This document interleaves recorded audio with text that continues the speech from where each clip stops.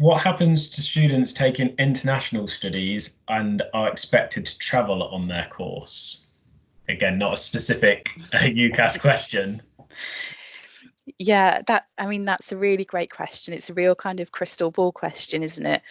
Because again, much like we talked about the uncertainty around the autumn exams, none of us really know what the world is going to look like by the point at which you were due to take those international placements.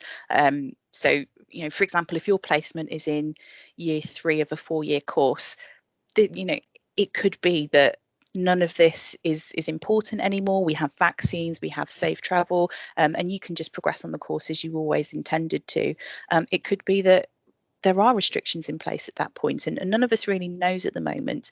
But I guess what is helpful or important to be mindful of is that universities are thinking really carefully through what alternative plans they could put in place at the moment.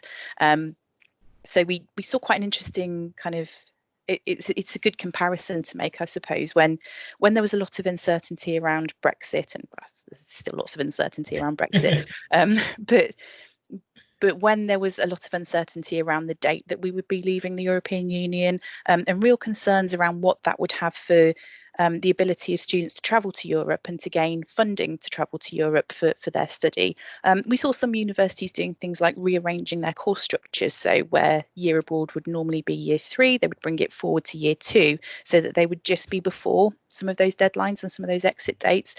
So we do have examples where universities are thinking quite creatively and carefully around ways that they can support students to still make the most of those opportunities and the learning that goes with it.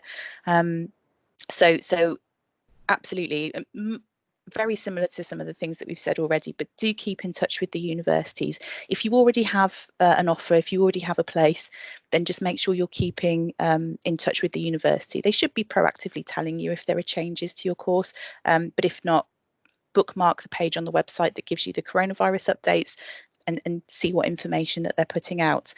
If you're in a position where you don't have a place at the moment, or you change your mind over the summer, and so you're kind of starting from scratch and doing all of that research from the very beginning, we are going to ask that universities put direct links to their coronavirus updates on our search pages. So if you are looking for new opportunities over the summer, do you think that's going to have the latest information?